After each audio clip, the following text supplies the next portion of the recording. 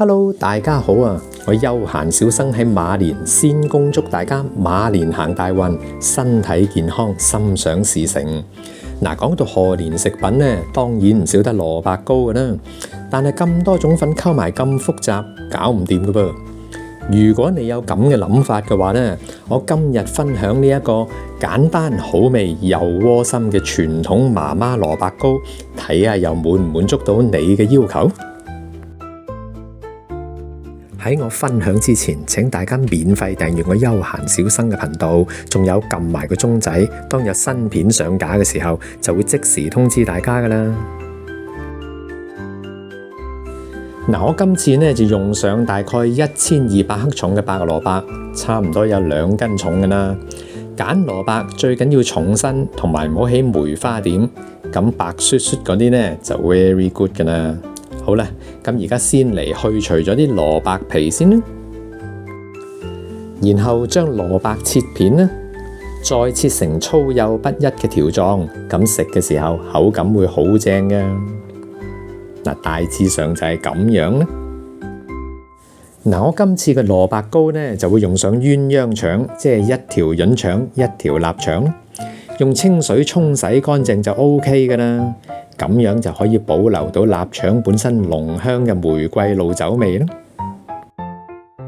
再將臘腸切粒啦，嗱，咁就 OK 晒噶啦，係咪好簡單呢？嗱，我今次呢就預備咗有5隻嘅冬菇，浸軟之後切粒啦，保留翻啲冬菇水啊，一陣有用嘅。另外，我再預備咗大概有150克嘅蝦米。浸軟咗之後，沖洗乾淨，瀝乾水就可以備用㗎啦。最後預備適量嘅蔥粒啦，將蔥白同埋青蔥分開佢啊。嗱，就係咁樣啦。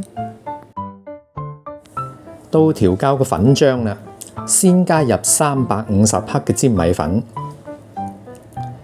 再加入相同份量嘅冬菇水。如果冬菇水唔夠嘅話呢，就用清水搭夠啦。然後用羹慢慢攪溶啲粘米粉。當隻羹感受唔到任何阻力嘅話呢，咁個粉漿就搞掂晒，可以備用嘅啦。OK， 炒香啲蘿蔔糕配料先，燒熱隻鑊，加入鴛鴦腸粒，轉中細火，快炒幾下，油潤咗隻鑊先啦。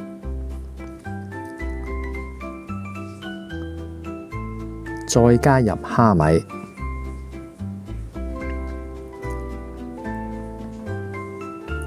加入蔥白粒，最後加入冬菇粒啦，再繼續保持快炒。我呢度全程用中細火，大概炒咗5分鐘，俾大家參考。用同一隻鑊加入蘿蔔，轉中火，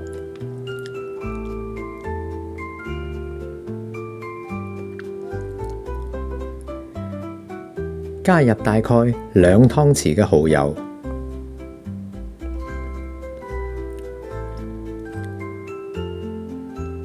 大概半茶匙嘅胡椒粉，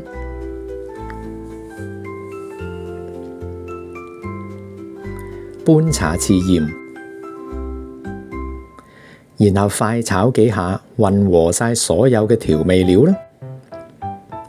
加入1/3樽嘅蔗糖，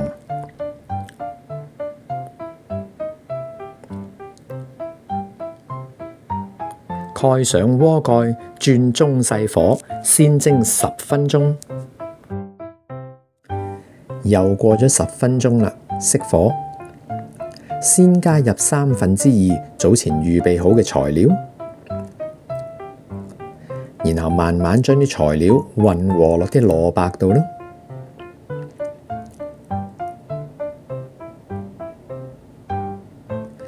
加入粉漿，記得要再次攪勻啲粉漿先好落啊。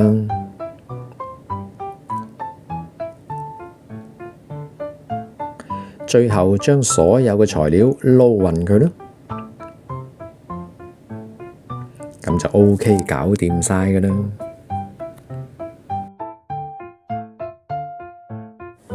預備一個錫紙盤，加入已經處理好嘅蘿蔔糕漿啦，將餘下1/3嘅材料鋪上面。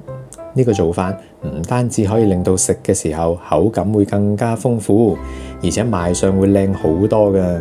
咁咪做到色香味俱全啦，你話係咪？OK， 可以開始蒸糕啦。水大滾，放入蘿蔔糕啦，蓋上鍋蓋，轉中細火蒸1個鐘頭。我哋1個鐘頭之後返嚟再傾過。哇，好香啊！